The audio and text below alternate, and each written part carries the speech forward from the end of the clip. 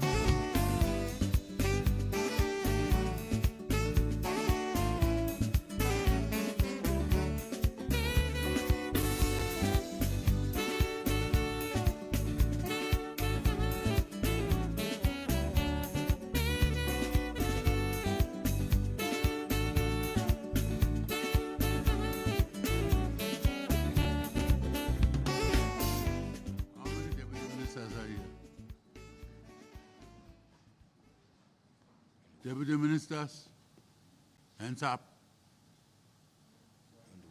Only one. Oh, full cabinet. Welcome. Deputy Prime Minister, just arrived, yes. On time. Welcome, welcome. Comrade Nangola Bumba, Vice President of the Republic of Namibia, Right Honorable Sarah Guengela Amadila, the Prime Minister of the Republic of Namibia, Honorable Netumbo Nandi-Ndaitwah, Deputy Prime Minister and Minister of International Relations and Cooperation,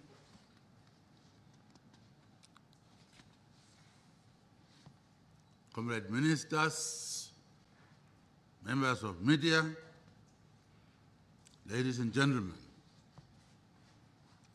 I would like to welcome you all to the first cabinet meeting of 2023, the year of revival. It is a new year, and with every new year comes new challenges, and most importantly, also new opportunities.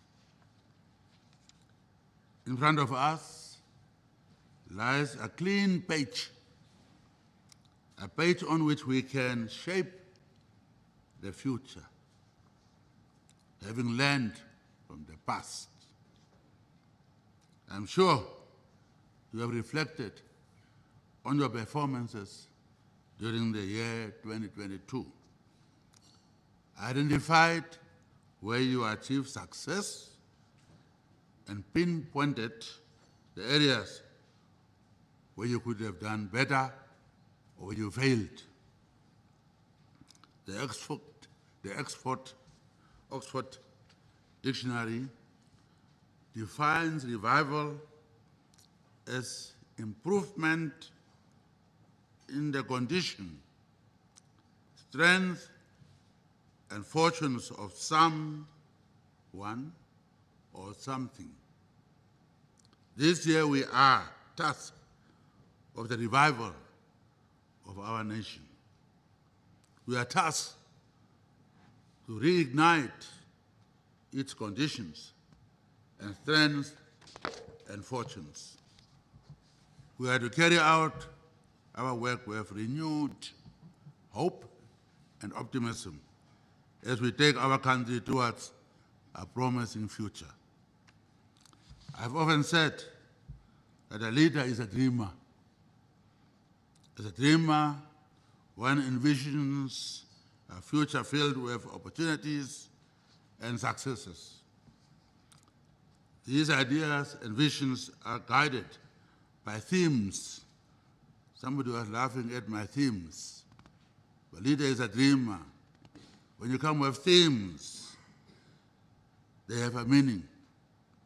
In this instance, these are the themes I have been assigning to respective years since my inauguration as a president. Each one of the themes has spoken to a specific action or mindset needed to execute specific policies, as well as directing and coordinating the activities for various areas of governance architecture, taking into account the realities of the day. As a plane uses navigation system, or a ship uses a radar, these themes have helped us focus and stay on course as we navigate the challenging path on the way to prosperity. This year we are tasked with the process of revival. We are all aware that due to a myriad of independent intervening variables, one of them being the unwelcome visitor, COVID-19, we have been forced to curtail our goals and strategies in an attempt to consolidate our fiscal stability.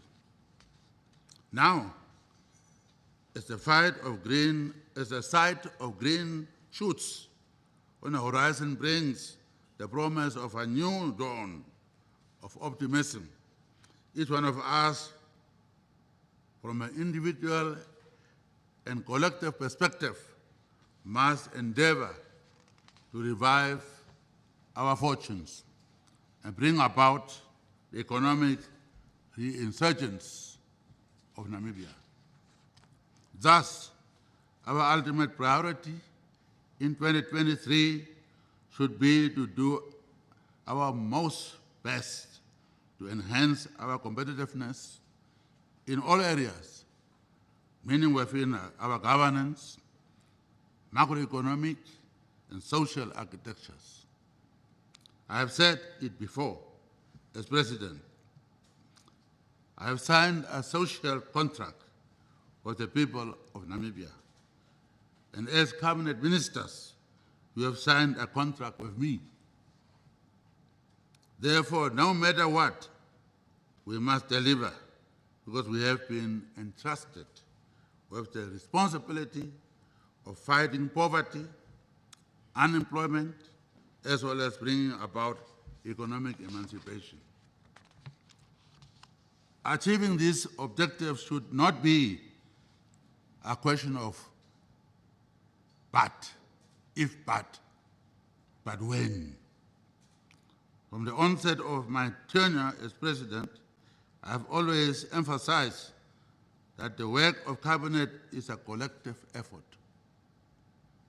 It is not a one-man or one-woman show, but a cohesive undertaking geared towards delivering goods and services to all the people of this country. Hence, we cannot operate in silos, especially during a time when we are all required to achieve important goals with limited resources.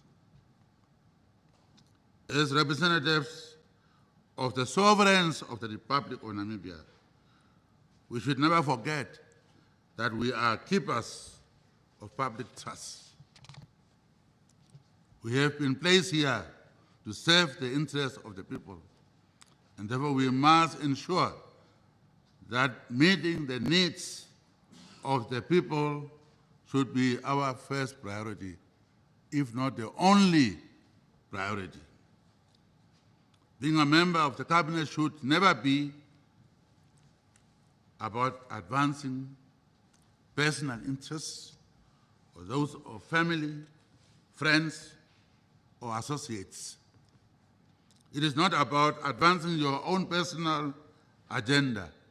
And therefore, as I have stated before, if you disagree with a collective decision taken and agreed upon by Cabinet, you are free to resign as per Cabinet handbook. We can disagree, you can debate, but once a decision has been taken, that decision is binding. And you should even go and advocate and defend it. That's what the Cabinet handbook says. If you disagree, you have to resign. You cannot disagree with a collective decision and stay around here. I have confidence that our efforts over the past several years aimed at ensuring public trust are steering us in the right direction and will continue to do so. We have committed under the Harambee Prosperity Plan 2 to create a more accountable and transparent governance framework, and I intend to ensure that we achieve that goal. In this regard, one of our great achievements is Namibia's positioning as having the freest press in Africa. We have set ourselves several activities under HPP 2 aimed at ensuring that accountability and transparency are enhanced in Namibia, among these being the promulgation of the Access to Information Law, which is now a reality. Accountability and transparency are two cornerstones that underpin our governance architecture. We witness the results of being more open as a government of the success of COVID-19 Communication Center, which became an invaluable mechanism and resource center during our war against COVID-19. We should follow this example and ensure that we exercise greater openness when it comes to communicating the programs of government to our people. Failure to do so will allow those whose aim is to downplay our achievements and progress to take the initiative and propagate their false narratives. If one is not effective in articulating and communicating one's narrative, then others will communicate a different narrative on one's behalf. I have observed with increasing concern negative media headlines, sometimes without us being even given a right to reply. These same headlines are then amplified through social media, radio talk shows, thereby influencing public opinion. If you read daily print media, you would be depressed. Is it the same Namibia I'm living in? Then it is bad, you would think.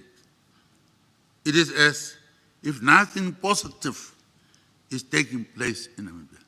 Nothing positive. And I say, am I in the same country? When I came back after 27 years of exile, I traveled this country by road, sometimes with him, most of the times. By road, I traveled in villages. But Namibia that I see today, a Namibia of those days, cannot be same. And rightly so, it cannot be same.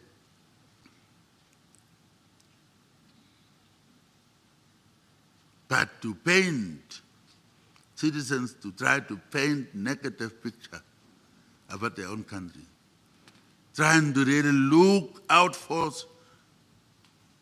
worst case examples. You go to Harlem, you go to America, Americans will never take you to Harlem ghettos. Everywhere there are ghettos and problems, everywhere in the world. When you go to other countries, the taxi driver will take the best road to lead into the city. I want to mention the countries. Here, the driver will take you first to the squatters. So that's how it is. So what's the mindset here? Is patriotism? Is it lacking? Or what is it? There was a saying, my country, wrong or right. I'll stand by my country. That's what I grew up in America, by the way. That's what I learned the Americans were saying about their country. That's patriotism.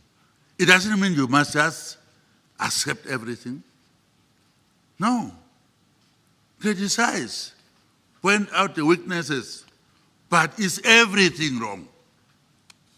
Is everything wrong in this country? Really? Country people are saying we are about number 6 in corruption. We want to be number 1, of course. And we should be number 1. But when you watch the TV and read the newspapers, it is the most corrupt country The people are right to talk. That's their freedom. But your freedom also ends where mine starts, where other person starts, where patriotism starts.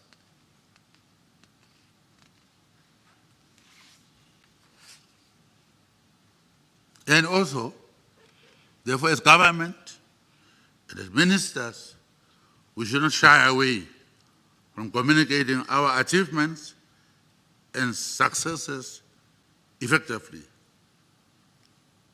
We should also use every opportunity to inform the nation and the world of the great strides this country has taken over the past 32 years.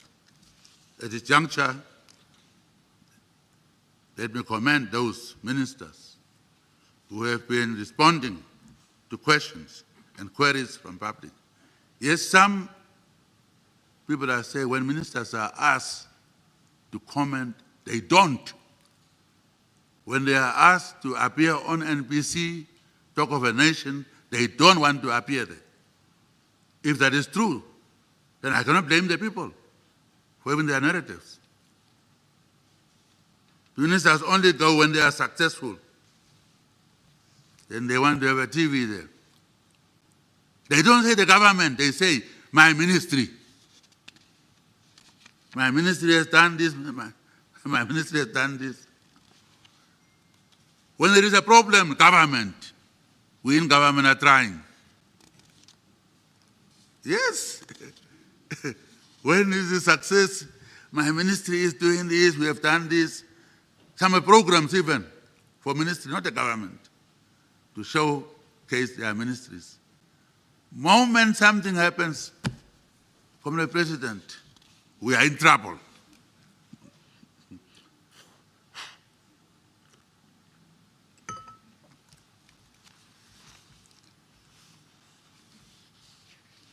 We admit that much work still remains to be done if we are to realize the objectives set out in our Vision 2030, development plans, and the Harambee Prosperity Plan, that is our impact plan, to implement the other two. Therefore, I herewith charge all ministers to ensure that they implement to the letter projects under their portfolios, which are contained in NDB 5 and HPP 2 without delay. Delaying in the ministries is killing us. People throw out papers, and when you ask, it's a time they dust off to look at. Therefore, delay and delay. You must prioritize those projects, and at the end of the day, come back and report 100% implementation rate. That's the target. It has been said that we are good at planning and developing impressive plans, but when it comes to implementing this, we don't do well. We don't plan well to implement. We plan well. Beautiful documents like Harambe's and so on, but they lie there to gather dust. This year we want an accelerated pace of implementation. In this regard, Comrade Prime Minister, I equally charge you to regularly follow up with the ministers through Secretary to Cabinet, with the executive directors to check on progress and report any inactivity or lack of progress directly to me, so that we call people to account and formulate whatever measures must be necessary to implement our economic revival and other policies. Notwithstanding the above, we should be encouraged by how far we have already progressed.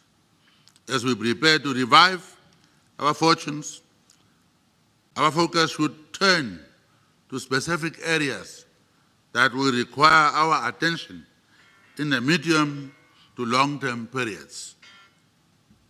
As I said, there are green shoots of recovery in several sectors of our economy. Let us take advantage of these opportunities by developing new ideas that may reinvigorate our economy, create jobs, and open new horizons for sustained growth and innovation. I remind you that the 2022 Cabinet retreat will prioritize agriculture, housing, and education. We must therefore critically review our process and expedite the implementation of key projects in these sectors. The line ministers responsible for these sectors would be expected to present detailed plans with timelines as to how they envisage speedy delivery of relevant projects with catalytic economic impacts. I want to see clearly articulated plans of action for these projects. We are making good progress on Southern Corridor Development Initiative, spurred on by global interest in developing green hydrogen and its derivatives in that area. However, at this critical stage, meticulous planning and execution is key to fully unlock this opportunity as envisioned. We all saw the outcome of 2022 Namibia Senior Secondary Certificate, ordinary, whatever it's called, level, and Namibia Senior Secondary Certificate Advanced Subsidiary level exam. You even complicate the issues, just the name. We used to say matric, we used to say what? Now this senior. That in itself already complicates the matter. For older people, of course, maybe young people, you understand it easily. Complicated, Minister, why? Senior, higher, what? Matric, standard 10, standard 8. It was very simple. You failed standard 8, you failed. Standard 10, you failed. Matric. Now some are saying matric. Some countries, I'm told, matric, 85% passage. Then they take that diploma, this much, so much, certificate, so much, vocational training, so much. Add them together and say 80% passed in matric. That's a new style.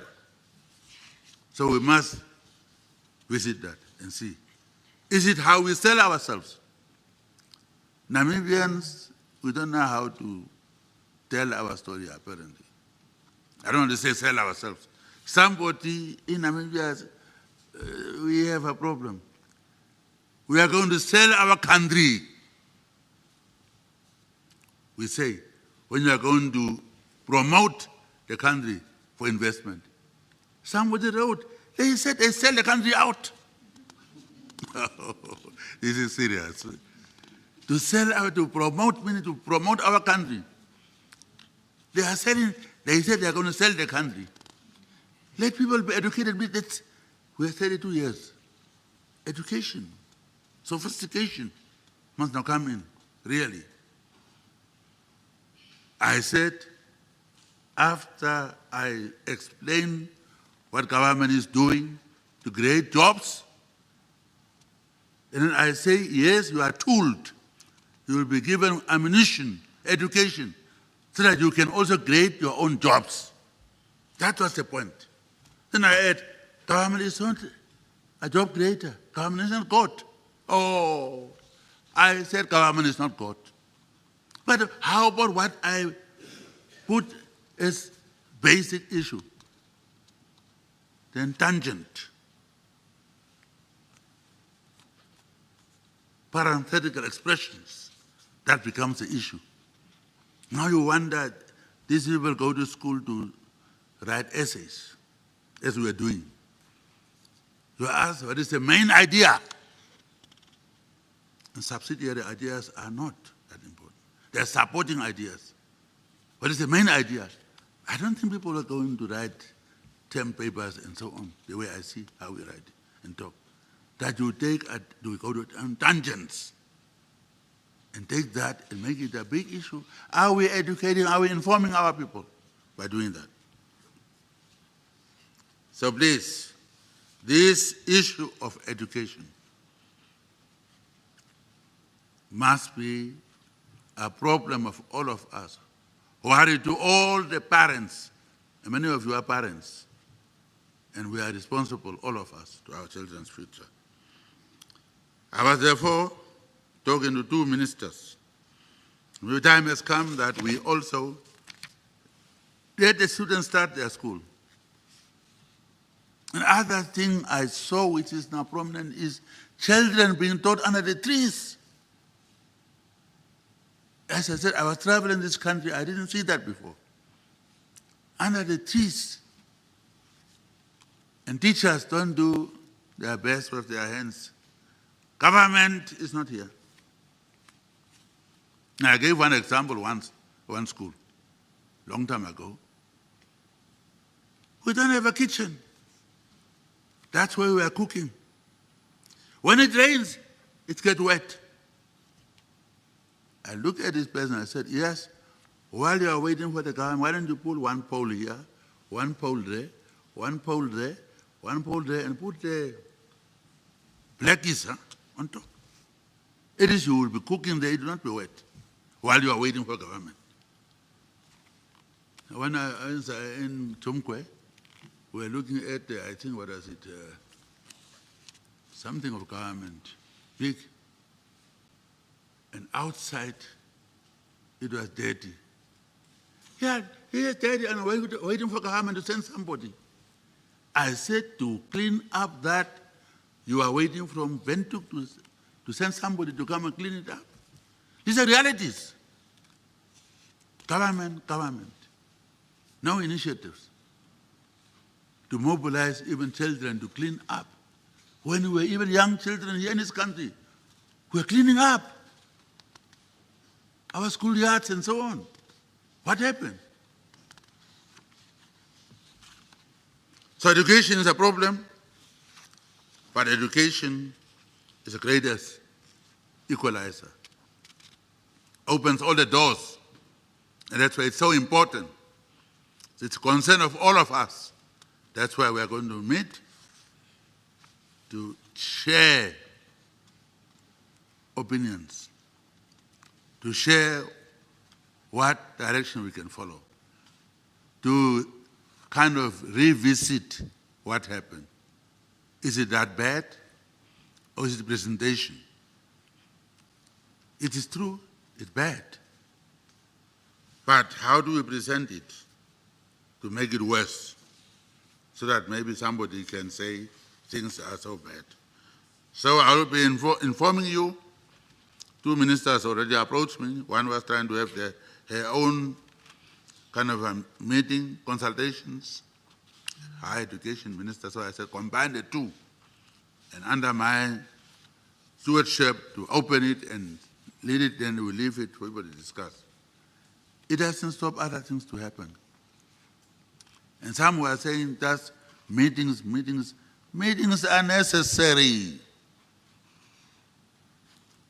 Maybe worst thing is not implementation. You must talk. Otherwise you'll go to war. When diplomacy fails, people go to war, I say. Same with ourselves in a small community. If we don't talk, there will be misunderstanding, gossiping, misinterpretation of other people's views. But if you can talk, while we are implementing school can go ahead. So don't discourage us from talking and planning. That you must do. It's a must. But don't just sit on planning and talking. That's what you must condemn. Moving forward, we must all take collective responsibility in advancing our developmental agenda as a nation. We must therefore think out of the box and formulate new ideas, the potential of transformative change. Teamwork is critical. As members of Cabinet, we are bound by the principle of collective responsibility. The time for passing the buck is gone.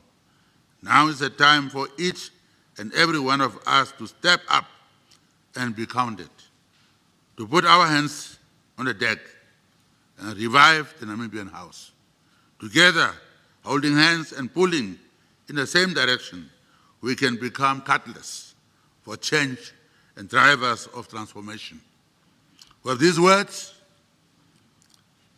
I'm pleased to commence proceedings for the first Cabinet meeting of 2023. Now the hard work begins. May you all enjoy a productive, fruitful, and successful year. Thank you.